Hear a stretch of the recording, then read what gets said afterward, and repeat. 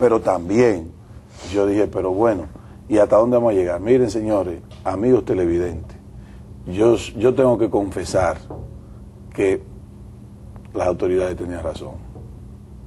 Yo creo en lo que está pasando, o sea, yo creo que esas restricciones eran necesarias. Claro. Si no se hubiesen dado, aquí tuviésemos el mismo problema. No. El FMI no tuvo tantísimos problemas para ese asunto del programa expansivo, porque tiene un sistema financiero sólido. Hay fundamentos. Claro. Porque aquí nosotros, bajo el otro acuerdo con el Fondo Monetario Stand-by del 2005, veníamos de una crisis financiera.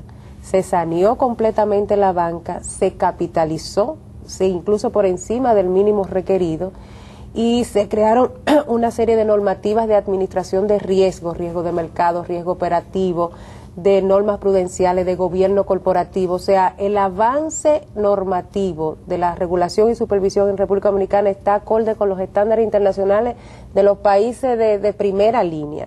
Y un elemento básico que también es una columna vertebral de nuestro sistema financiero es que las normas bancarias de evaluación de activos privilegian de los tres elementos que son capacidad de pago, flujo de caja, cómo que ustedes, sus ingresos menos gastos, va a pagar la cuota, que es lo líquido que va a entrar al banco, la garantía y el historial de crédito. Pero aquí las normas privilegian, si tú no pasas la capacidad de pago, mira, puedes tener la mejor garantía del mundo, y te penaliza efectivamente la concesión crediticia.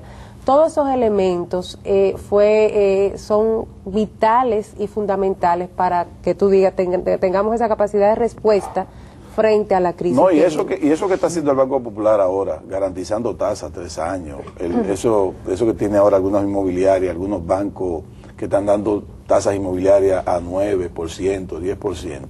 Eso puede ser que cambie mínimamente hacia abajo, hacia arriba, pero sobre todo no se está prestando. Ahora el Banco Popular no es que usted va y quiere comprar un carro y le prestan, no, pero usted hay que evaluarlo. Claro. Pero usted quiere un carro, quiere tanto prestado. Tiene que tener su capacidad de pago. Claro. Vamos a evaluarlo. No es que si ¿De dónde usted me va a pagar la cuota? No es que si el carro cuesta 2 millones, usted va a coger 2 millones prestados. Es un porcentaje del vehículo, pero también yo quiero ver cómo usted me va a pagar ese porcentaje. Eso es lo fundamental, el número uno. Hay que una evaluación obligatoria. Claro. Y fíjense cómo las autoridades monetarias y la de superintendencia están celosos de esos seguimientos. Pero aquí, para mí, ha sido tan fuerte el coso que los mismos bancos, o sea, los mismos banqueros, como se autorregulan. Están autorregulados, o sea, ellos mismos no se están queriendo zafar más de ahí, o sea, ni cogen préstamos, ni prestan, sí, o sea, ya ellos mismos tienen una conciencia. Aquí tenemos una clase bancaria, una clase financiera, con una conciencia altísima. La crisis ha depurado el sistema bancario. Correcto. Porque todos aquellos malos banqueros que no eran banqueros, nada, era enganchado a banqueros. Exacto. La crisis se lo llevó. Sí, quedaron realmente los banqueros. Sí, pero hay que ver el Banco Reserva, la fortaleza de ese banco estatal. Sí. Es estatal y tiene una fortaleza y además tremenda. Son entidades que están, cada cierre de contable o periodo financiero, están fortaleciendo su patrimonio porque están generando utilidad. Banco Nueva Escocia, Banco León, Banco VHD, Banco Popular. O sea, pero ahora recientemente en la asamblea de FELABAN que se celebró en Miami, le ampliaron todas las líneas de crédito a los bancos dominicanos, o sea, reconocieron taxativamente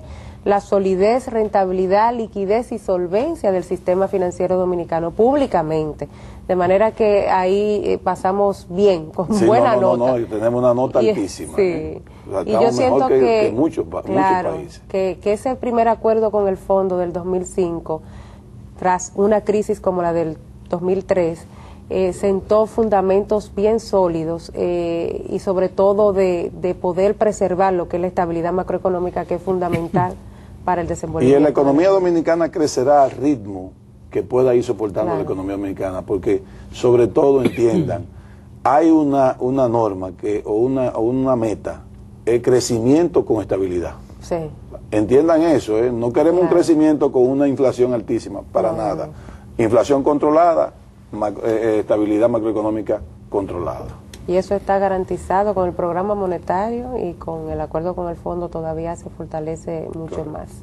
Sí, yo pienso que es un tema, eso que tú acabas de mencionar, Ezequiel, es algo fundamental, porque nosotros ahora tenemos un acuerdo con el Fondo Monetario que, como decíamos, es expansivo, y contrario a lo que son los acuerdos tradicionales del fondo, que normalmente son restrictivos y te demandan nuevas cargas impositivas a la población, castigan mucho realmente a la población. En esta oportunidad, este acuerdo con el fondo es totalmente opuesto a lo que era esa tradición. Ya decíamos que es por una razón de carácter internacional, pero que viene a bien, porque ahora ¿qué pasa? Nosotros tenemos este acuerdo expansivo que se supone que va a durar en esas condiciones por lo menos hasta mediados del próximo año. ¿Y qué va a pasar entonces con la estabilidad? ¿Qué va a pasar con este tipo de cosas? Yo pienso que es un tema que debemos tocar en este programa cuando vengamos de la pausa. Okay.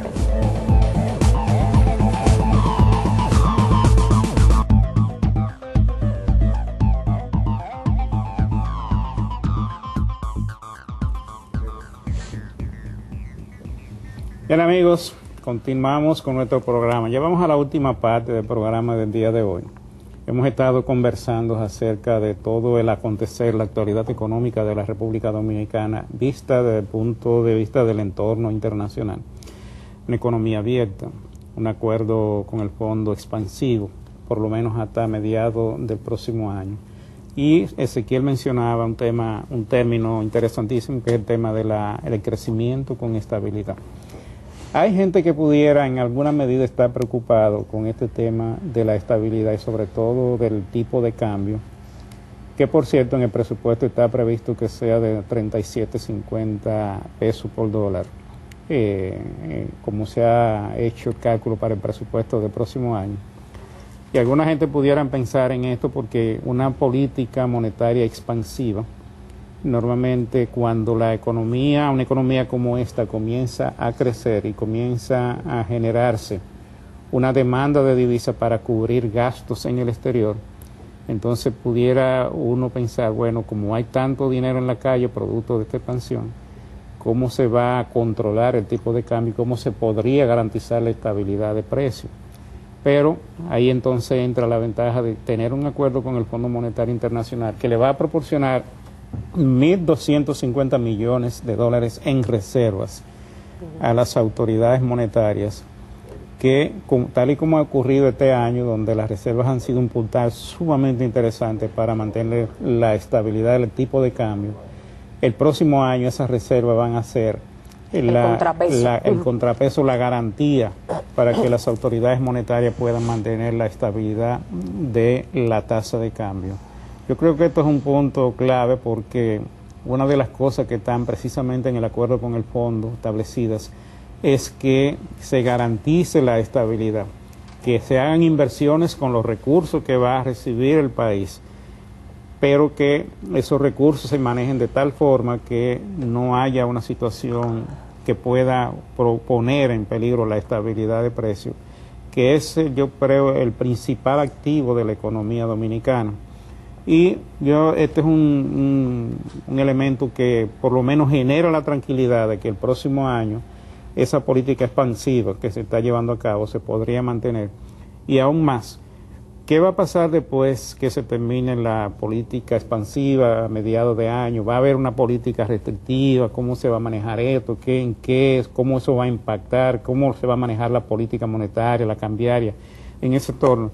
También esas son interrogantes interesantes que yo creo que uno debe ir pensando en ellas, razonándolas, pero siempre bajo la premisa de que con las autoridades que nosotros tenemos en el Banco Central, las autoridades monetarias, está garantizada la estabilidad. Mira, Luis, esta es la garantía, que Henry Gebral en un programa subsiguiente podrá decir con detalle, incluso yo lo invito a que lo haga semana por semana de este año, pero yo apuesto a que la tasa no se movió más de un 4% hacia arriba. O sea, la tasa no subió más, no tuvo un incremento mayor a un 4%.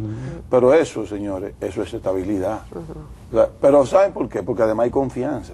Porque cuando la tasa se movió en enero de este año, comenzó a moverse. Amaneció prácticamente las 2 primeras semanas, tú estás muy ligado a ese sector también.